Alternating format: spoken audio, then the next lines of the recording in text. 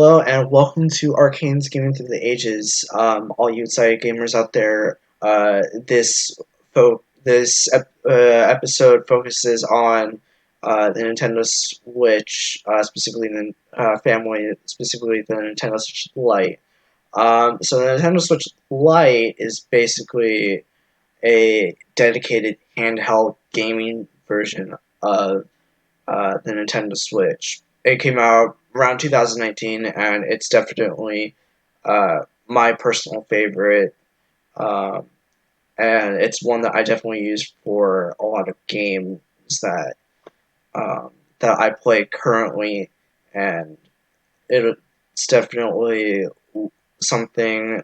It's $100 less approximately than a Nintendo Switch, but it cannot stream. So if you're looking to do that, then I suggest not buying the Nintendo Switch Lite per se, but it's definitely a good one to check out because you don't need to buy controllers for it, and it's a lot easier.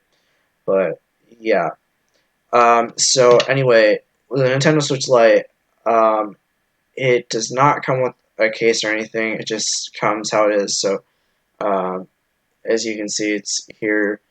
Um, but yeah, I have a case to protect it. It's got definitely two different camera stick or whatever you'd like to call it, just to kind of move around the camera versus this one.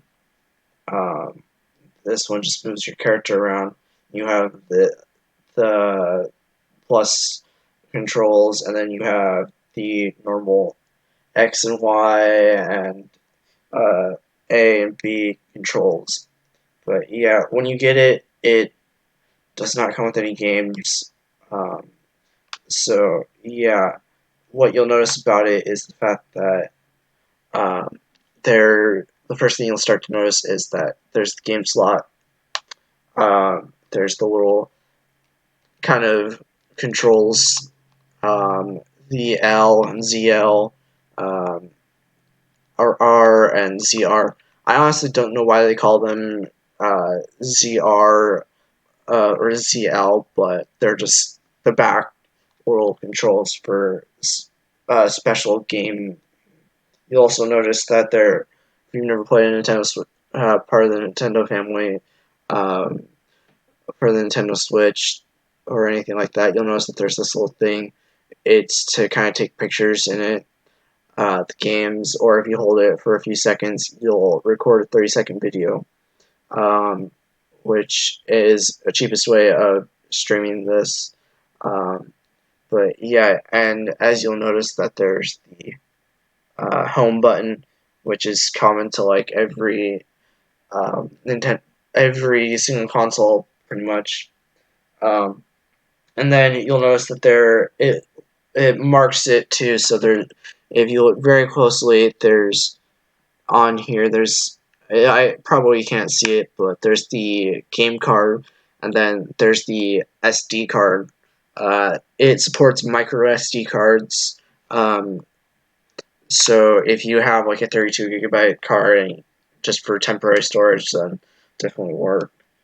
And you also notice that there's a little minus and plus.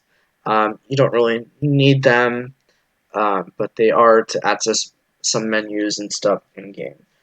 But yeah, you'll also notice that there is a little headphone jack and the power button. Also, there's a volume button. It's honestly a good thing that Nintendo Switch really um, marks everything, um, so you don't really have to worry about it. So what you want to just do now is take the power cord. You need to just make sure to always charge it before you play it. Um, it's just plug it in to the bottom port, um, and just uh, some of them come with USB, but if you get it new, then it comes with this, which is the same for an actual Nintendo Switch. So you're just welcome to use that if you run out of battery and you happen to have a Nintendo Switch. So you just want to turn it on now. and it should Nintendo license it. Nintendo Switch specific family, like you probably seen in my other episodes. So now there's the home button, and then there's some other things you can configure. Parental controls, parents definitely do that. It in the Nintendo Switch family. It does power off after a little bit, as you can already see. You just want to power it off, and just push the power button once, and then you'll notice that there is the some news that's appearing on here. Uh, yeah, it just keeps turning out, so it's a nuisance unless you actually just push A or just tap. You just push it 3 times, and as you'll notice that I have other users. Those are just for if I play multiplayer games, which can be really hard on a Nintendo Switch Lite because it's really hard to see the game. That's why it's dedicated to handheld play. Um, so yeah, as you'll configure the settings once it boots up, it's pretty easy to understand how to boot it up. And then, uh, unlike the Nintendo 3DS or really a lot of other systems out there, you can actually take out the game, which I will grab a game right now and demonstrate. Um, so right now I have Ultimate Alliance 3. There are 2 other ones, so it's definitely a good system. Just want to put it in. Make sure, unlike the Nintendo 3DS and DS, you want the sticker actually to face in when you put it in, and then the other part just facing the other way. And then you'll notice that it appears, and you can get downloadable games. Some of the free ones are DC Universe Online, Apex Legends, and Fortnite, Brawlhalla, and some other things like that. Um, if you have a uh, Nintendo Switch Online account, um, or if you're thinking about buying it, it does allow a lot of gameplay with a lot of different games. So you can get Nintendo Switch Online membership exclusive items and stuff like that. But yeah, you can play stuff like the new Pac-Man 99 that just came out um, a little bit ago. In Tetris 99, you can connect with other people, and just some other stuff like that. Um, you can so you can just push it and play. But yeah, I'll with the video game here. If you have multiple users, um, so in this case, I'll just go to DC Universe Online. Multiple users, it'll allow you to choose. Uh, but yeah, as you can see, Arcane, Guess and Guess, Princess Peach is one of my fan favorite, one of a lot of people's fan favorites. So there's a lot of different customizable options. But yeah, you'll notice that there's the news just to kind of check out some of the new stuff that's happening. Um, like for instance, um, you can find stuff like uh, not to give too much away, but Nintendo Switch. If you haven't played it, just Monster Hunter, just push that, and it'll show you a list of related articles, and it'll show you a channel as well as some of the stuff that it talks about and glances over. So, yeah, you'll definitely want to do that, and you just go into it, and it'll show you some of the stuff like what's new week 4/9 or whatnot, or games on sale, or games with demos, or just some new stuff to stuff you're already subscribed to. And if you push plus and you have a specific game in mind, you just push plus, and it'll load. Obviously, I can't do it. No internet right now. Um, but you'll find channels that you can follow. That, or if you just go into the just related channels, just or something like that, it'll appear and you can follow it so that we can get information on it. Now, there's also on the other side there's sleep mode, which allows you to put it to sleep. Which just pretty much is when it just turns off like this, just one push, and then you can put it back. If you're in the middle of a game, then that's definitely good. And you just kind of want to put it to sleep to let the battery go down, then that's good. I'm gonna skip over the system settings, and I'll get over to that later. Controllers. If you have a controller that you bought, you want to play on, that's a good way to connect it. Album. Album, it just means your pictures. As you can see, I have Fortnite. Probably, if you can see that, there are different codes that I have. But you can just take in-game pictures. Delete is what I would do. And just push it, delete. And it'll tell you all your free space and whatnot. Next, when you update it, after a few updates, or the newest update, or somewhat new, you'll go to Nintendo Switch Online. It'll ask you to choose character. You will need probably a Nintendo account for this. It's free and easy. But yeah, it'll load, and then you'll find stuff about Nintendo Switch Online.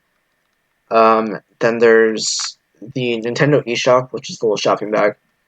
It'll also ask you to do it, but sadly, because if you don't have a Nintendo Switch Nintendo account with it, then you cannot use a lot of the features. But yeah, so I suggest definitely getting it, and that's how you're able to download fan favorite of a lot of people's Fortnite, Apex Legends, or DC Universe Online. But yeah, once you create your user and stuff, you can just go up to the little user and just push A. Then you'll notice your profile. It'll load friend lists. It'll tell you if you've added what your friends are playing, what they're doing, whether or not they're online. Trending, online play invites, this base and friend suggestions. So if you have a friend on like Facebook, Twitter, and part of the Nintendo 3DS, Wii U, or something like that, or even an Android from like Nintendo games, then you can hook up with friends and play with them. Then there's add friend. There's specific ways to add friends, and then there's user settings at the very bottom. A lot of the stuff does take a while to load without internet, so I suggest now going to system settings. There's support, health, and safety. There's airplane mode, screen brightness. It says it can also be changed by just pushing this. This is definitely a handy thing. So if you just push home and hold it, it'll appear, and you can change the system brightness, and then change whether or not there's airplane mode, the volume of the games, and whatnot. And I'll just turn the volume back off, and then you just push B after going to it. There's screen lock. Lock console set the same button must be pressed 3 times to proceed when you exit sleep mode. That's pretty much saying, basically, if you go back into this, it takes this off. And it goes back into the where you were at. So in this case, settings. Just push it 3 times. And then parental controls. I have a parental controls. So this is definitely a good thing. So that way you can restrict settings and whatnot, as well as maturity-wise, how you want your kids and what games you want them to play. Internet settings. Here we go. Internet settings. Just go to the internet. It'll go load. Wait for it to load, and then it will appear a list. And you just go to what you want, and then hit connect to this network, or just change settings, or clear settings. Connect to this network. It should go back for a plus, and if there's no internet and you can't connect to it, then it'll show you an X right here. See, plus X, there's no internet. Registration is required to use the network. But yeah, and then next, if you go down to data management, there's, as you can see, I have a micro SD card. It does not come with the Nintendo Switch, at least not unless you buy it specifically for it, and you'll see that I believe it only has about 32 gigabytes worth, 25 gigabytes, something like that, in the system storage or system memory. You can choose to move the data between micro SD card to system. This is good, so if you have a bigger micro SD card that you want to move your games to, then you can just switch it out. It's a long process, but yeah. And then you have Quick Archive, um, which pretty much allows you to keep your saved data, um, and then it just gets rid of um, the fact that you're able to play it, but it does keep the saved data, so you honestly don't have to worry about that. Save data cloud, transfer your saved data, manage screenshots and video, and delete saved data. Those are definitely good.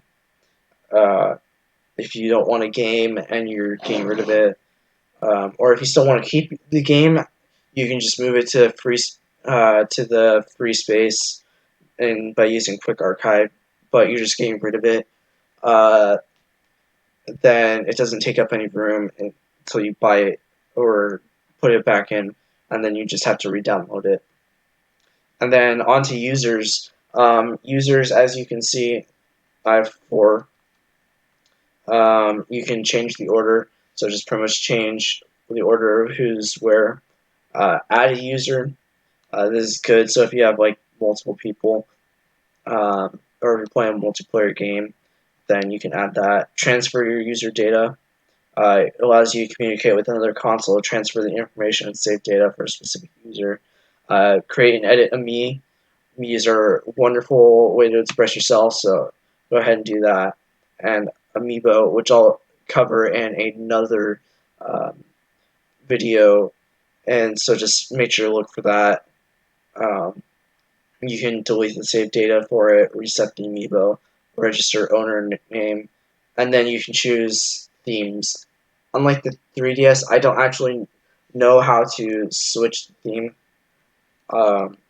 So you have it, if you see in one of my previous videos, that you can change the background to be something that you want. Then you get notifications when downloads are complete. So if you have a game going, then another game's downloading in the background, then it will let you know. So that's definitely good to have it.